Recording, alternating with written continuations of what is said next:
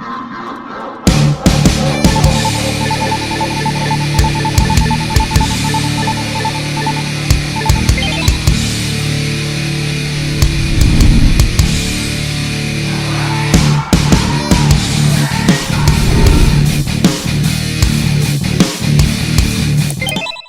2 years, I heard nothing but praise for Elden Ring. I heard about its open world, the combat, the build variety, anything there was to be said about Elden Ring, I heard it from friends, family, and every creator I even had a shred of respect for. But as I would try to play it, as determined as I was, there was one enemy that would filter me out every single time. That's right, the Godric Knight by the third side of grace in the game. This little fucker filtered me out of Elden Ring for a total of 15 hours. I had 15 hours in Elden Ring before my first playthrough even started. Pathetic, I know, but it's an important step in this journey. Well, after those 15 hours and what I assume was quite a while away from the game, the rumors of an Elden Ring DLC began to swirl online, and I thought to myself, alright, now is the time. I cannot allow myself to be conquered by this game. And just like all real gamers, all true Souls-like players, I immediately went to Google and I searched up best Elden Ring builds. Listen, after 15 hours of failed attempts, I was tired of hearing all the babbling about the game and figured, fuck it. If a guide gets me started and I get to experience, the game of the decade, then so be it. Let's get this Bloodhound's Fang and experience this overrated ass game. So, Redditors be damned, the guide was followed and my first playthrough was off and running. Once acquiring the weapon that would carry me through my entire experience through the game, I was feeling confident. I upgraded it a few times, I leveled up a few times, shot out the Elder Dragon Greyoll for the early runes. Spirits were high. It was time to fight the Tree Sentinel.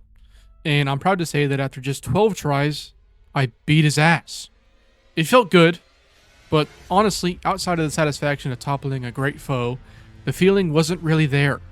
Sure, I learned his patterns, I got his timing down, but I can do that in other games too. Is the sauce of this game really just that it's hard?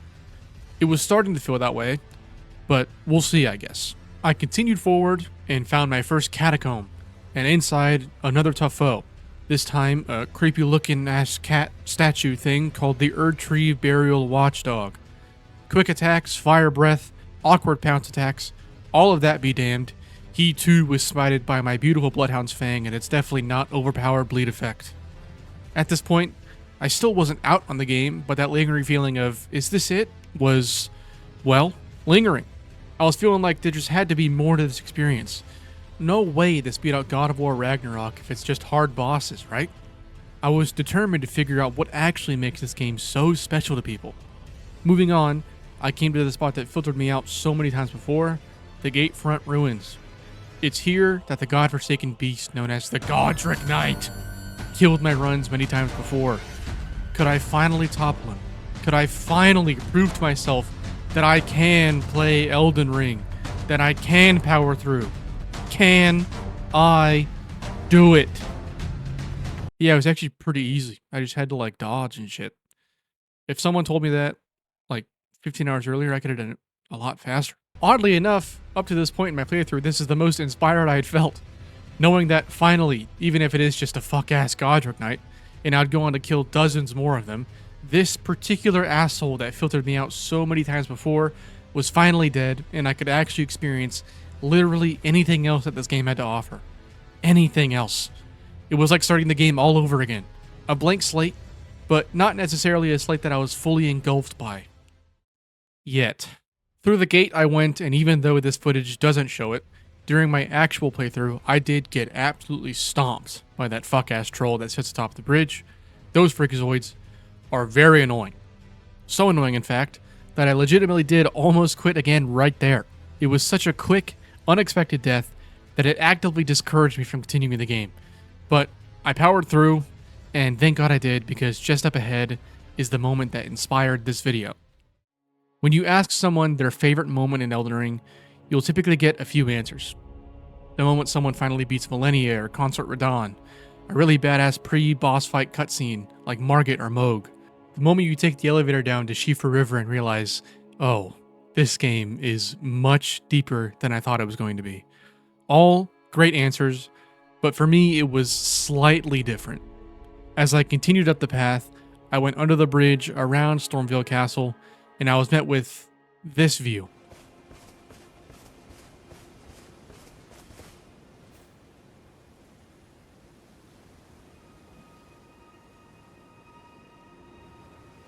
It was right here, at this exact moment, that I let out a very quiet, "Holy fuck." And as the tears began to stream down, it all just clicked at once. It made sense. The reason for the hype was so clear. The expectations were met. The thing about Elden Ring that makes it so special, the secret sauce of the game, is not the boss fights. They play a significant role, of course, but it's the feeling that I felt here. It's the feeling of true wonder that brought a tear to my eye in this moment. It's a feeling I've never felt before or since.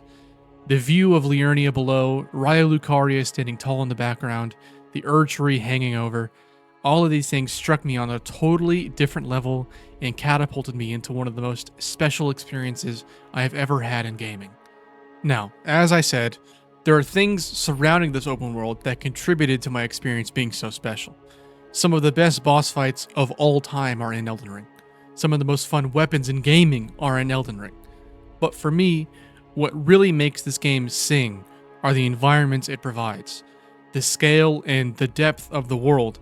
There's not a single game like it, and I'm not sure there ever will be again. Our only hope on that front is whatever Miyazaki has cooking next for something that isn't a Nintendo console. Thank you so much for watching this video. If you enjoyed, please make sure to like and subscribe. This is a little bit of a shorter video than usual, but it's an idea I've had for a while, since before I even started the channel, really. So I wanted to get this out there, get it out of my head, and onto this YouTube platform, whatever. I have been streaming on my channel. I've been playing Replaced. I've been playing some Silent Hill 2. Please come hang out for those if you see me going live, things of that nature. Thank you again for watching. Like, subscribe, all that stuff. Goodbye.